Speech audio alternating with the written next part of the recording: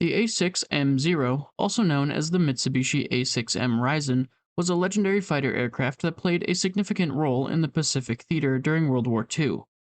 Developed and designed by the Mitsubishi Corporation for the Imperial Japanese Navy Air Service, the Zero was known for its exceptional maneuverability, long range, and formidable capabilities.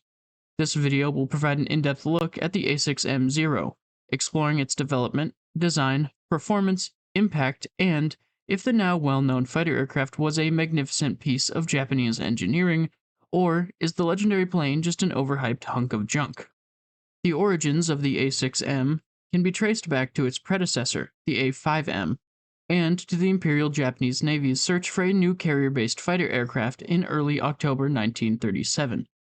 Based on the experiences of the A5M in China, the IJN sent out an updated requirement in late October, calling for a speed of 270 knots at 4,000 meters and a climb to 3,000 meters in 9.5 minutes. With drop tanks, the Navy wanted an endurance of 2 hours at normal power or 6 to 8 hours at economical cruising speeds. Armament was to consist of two 20mm cannons, two 7.7mm machine guns, and two 60-kilogram bombs. A complete radio set was to be mounted in all aircraft, along with a radio direction finder for long-range navigation. The maneuverability was to be at least equal to that of the A5M, while the wingspan had to be less than 12 meters to allow for use on aircraft carriers. Unlike the Nakajima company who pulled out of the competition, Mitsubishi's chief designer, Jiro Horikoshi, thought that the requirements could be met with a reasonable amount of certainty.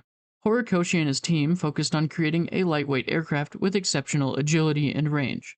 No armor protection was provided for the pilot, engine, or other critical points of the aircraft, and self-sealing fuel tanks, which were becoming common among other combatants, were not used.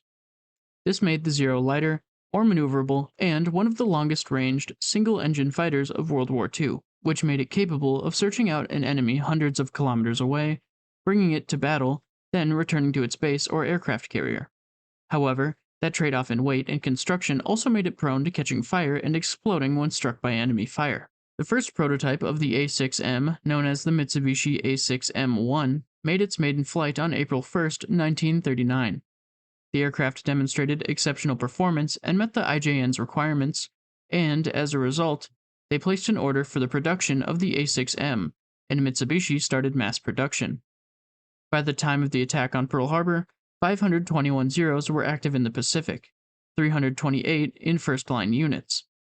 The carrier-borne Model 21 was the type encountered by the Americans.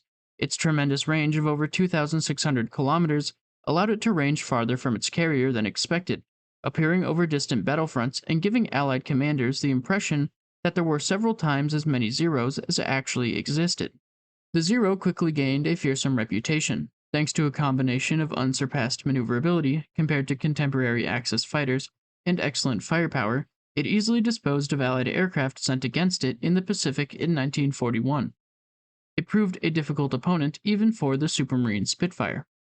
Quote, the RAF pilots were trained in methods that were excellent against German and Italian equipment, but suicide against the acrobatic Japs, as Lieutenant General Claire Lee Chennault had to notice. Although not as fast as the British fighter, the Mitsubishi fighter could outturn the Spitfire with ease, sustain a climb at a very steep angle, and stay in the air for 3 times as long. Luckily enough for the Allies, they would get a much-needed boost in understanding the foreign terror that was the Zero, when they located an A6M2 example known as the Akitan Zero on Akitan Island in the Aleutians. The American military was able to learn about several of the A6M's distinctive characteristics. On June 4, 1942, an A6M fighter was struck by ground-based anti-aircraft fire during an air raid on Dutch Harbor. Flight Petty Officer Tadayoshi Koga tried to make an emergency landing on Akitan Island, which lies about 20 miles northeast of Dutch Harbor, after his aircraft ran out of oil, but a Zero abruptly crashed into soft ground. Although Koga died instantaneously from head injuries, his wingmen hoped that he had survived, so they went against Japanese doctrine to destroy disabled Zeros.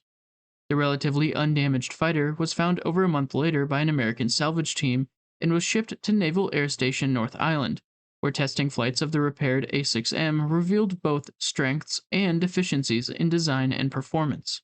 While the F4F Wildcat, The typical United States Navy fighter at the time weighed about 1,260 kilograms more than the captured Zero, which weighed around 2,360 kilograms when fully loaded. The Zero was made with flush rivets, and the weapons were flush at the wings, but the A6M airframe was, quote, built like a fine watch, a marvel of simplicity with no superfluous items to divert the pilot's attention. The fact that the Zero's fuselage and wings were made in a single piece as opposed to the American method, which produced them separately and then put the two parts together, most impressed the experts. Although significantly slower, the Japanese approach produced a very sturdy structure and enhanced close-range maneuverability. American test pilots found that the Zero's controls were very light, at 320 kilometers per hour, but stiffened at faster speeds, to safeguard against wing failure. The Zero could not keep up with Allied aircraft in high-speed maneuvers, and its lower never-exceed speed made it vulnerable in a dive. Testing also revealed that the Zero could not roll as quickly to the right as it could to the left, which could be exploited. While stable on the ground despite its light weight, the aircraft was designed purely for the attack role, emphasizing long range, maneuverability, and firepower at the expense of protection of its pilot. Allied pilots soon developed tactics to cope with the Zero. Due to its extreme agility, engaging a Zero in a traditional dogfight was likely to be fatal. It was better to swoop down from above in a high-speed pass, fire a quick burst, then climb quickly back up to altitude. A short burst of fire from heavy machine guns or cannon was often enough to bring down the fragile Zero. These tactics were regularly employed by Grumman F-4F Wildcat fighters during the Guadalcanal defensive through high-altitude ambush, which was possible due to an early warning system consisting of coast watchers and radar. Due to these tactics, many highly experienced Japanese aviators were lost in combat, resulting in a progressive decline in quality, which became a significant factor in Allied successes. Unexpected heavy losses of pilots at the battles of the Coral Sea and Midway dealt the Japanese carrier air force a blow from which it never fully recovered.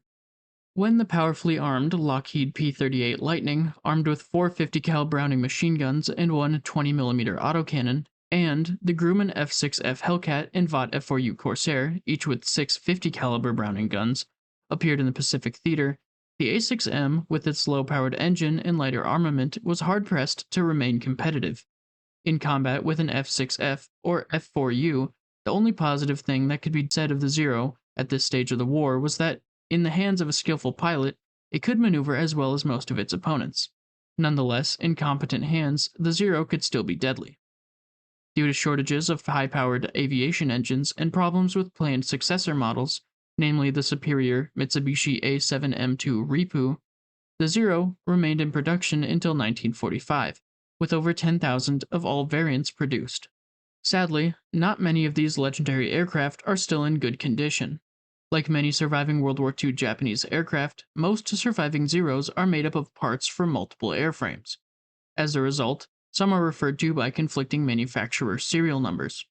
Other planes, such as those recovered after decades in a wrecked condition, have been reconstructed to the extent that the majority of their structure is made up of modern parts.